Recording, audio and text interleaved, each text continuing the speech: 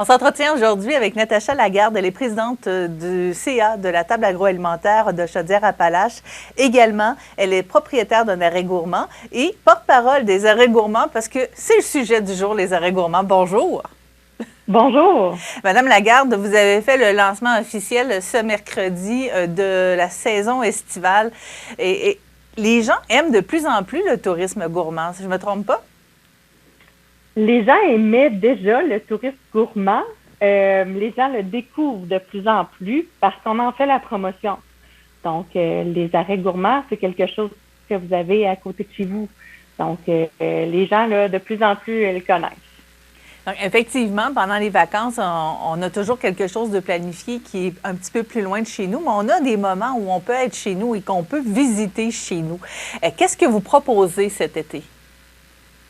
Ben, en fait, je dirais que on dit un arrêt gourmand à proximité, près de chez vous, parce que nombre de personnes qui viennent nous visiter, ils nous disent « Mon Dieu, je ne savais même pas que ça existait proche de chez nous. » Donc, on a autour de vous, là, si je vais nommer, mettons, le Montmagny, là, on arrête au Joyeux Pétrin, on va aller au domaine du Rite, que vous connaissez sûrement. Bergerie, les petites laineuses qui ont quelque chose. C'est sûr qu'il y a des incontournables, là, la poissonnerie, la microbrasserie, le bistrot d'érable. C'est tous des arrêts gourmands que vous allez avoir. Il faut savoir qu'arrêt gourmand, ben, ça le dit, c'est un arrêt gourmand, ben, c'est-à-dire qu'il aime la bonne nourriture, qui prend un plaisir à manger. Donc, c'est ce qu'on veut faire vivre aux gens là, dans la région.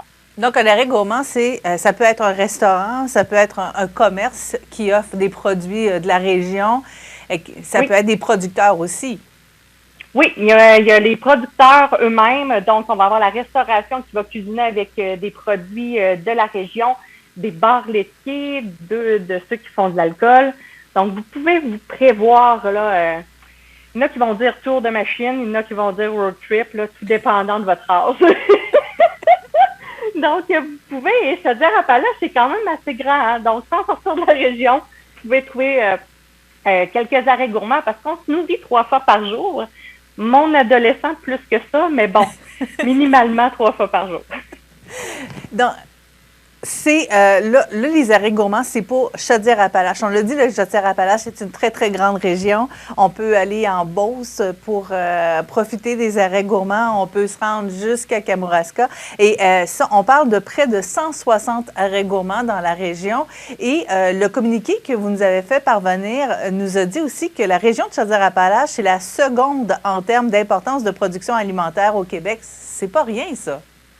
Non, c'est pas rien. Je disais tout le temps, on est la seconde, mais on est la plus sympathique et diversifiée. Donc, on a cette chance-là.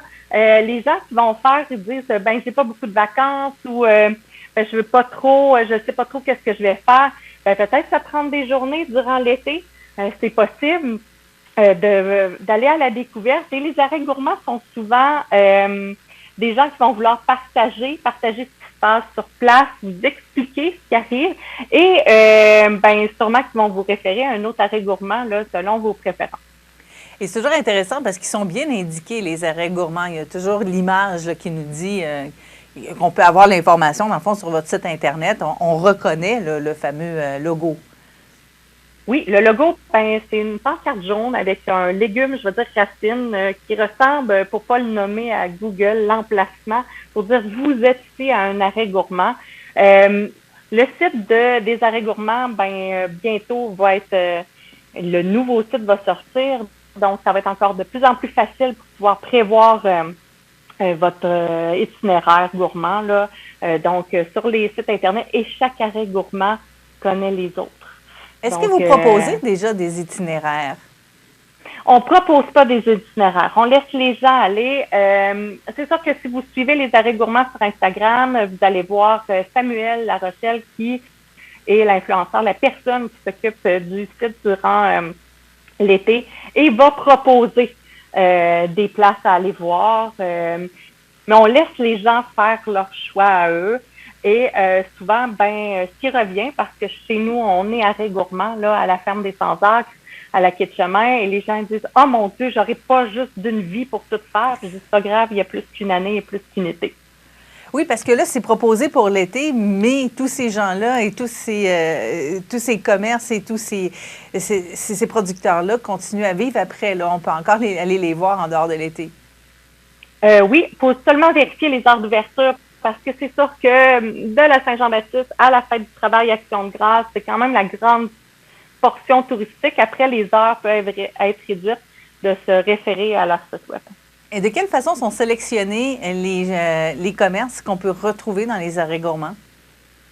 Les commerces viennent à nous contacter, nous, à la table agroalimentaire, et il y a quelqu'un à la table qui les prend en charge, qui leur pose des questions, à savoir, êtes-vous dans Chaudière-Appalaches? Parce que des fois, les gens ils pensent que malheureusement, vous avez dit qu'Amouraston, on les aime d'amour, mais ils sont pas dans Chaudière-Appalaches.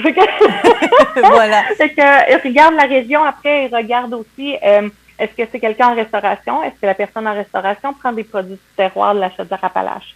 Donc, si c'est un bar laitier, est-ce qu'ils prennent, je sais pas, par exemple, un sundae au beurre d'érable? C'est sûr que Chaudière-Appalaches était la plus grande région productrice de sirop d'érable. Donc, quand le questionnaire est passé, la personne ne fait que faire l'inscription et après ça, ben, l'assistance vient là. Je trouve ça important. Les entreprises, ben là, on le dit pas assez, et je pense qu'on a encore quelques années à le dire, là, le défi de main-d'œuvre. Donc, les arrêts gourmands viennent dans l'équipe de ces entreprises-là pour faire la promotion. Donc, pour parler des arrêts gourmands, pour dire d'aller sur le site, d'aller dans telle région, d'aller voir, d'aller en nommer, parce que ces gens-là, ben, ils sont très bons dans ce qu'ils font, mais il manque un peu de temps là, de faire la promotion. Donc, c'est là qu'on vient utile et qu'on vient les aider avec le réseau. Donc, si un producteur qui nous écoute aujourd'hui et qui se dit, ben j'aimerais ça en faire partie, j'en fais pas partie cette année, est-ce que c'est encore possible de contacter les arrêts gourmands? Oui, il n'y a pas de date pour dire oh non, vous ne pouvez plus après cette date-là. Vous pouvez tout au long de l'année nous contacter pour faire partie des arrêts gourmands.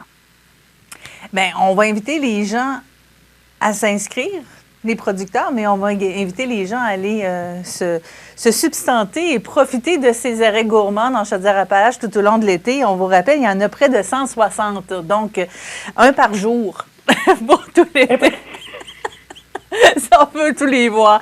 Merci beaucoup. Alors, on discutait avec Natacha Lagarde, présidente du CA de la table agroalimentaire de Chaudière-Appalaches, également de la porte-parole des arrêts gourmands 2023 pour Chaudière-Appalaches aussi. Merci beaucoup d'avoir été avec nous. Merci à vous. Belle saison estivale. Merci, au revoir.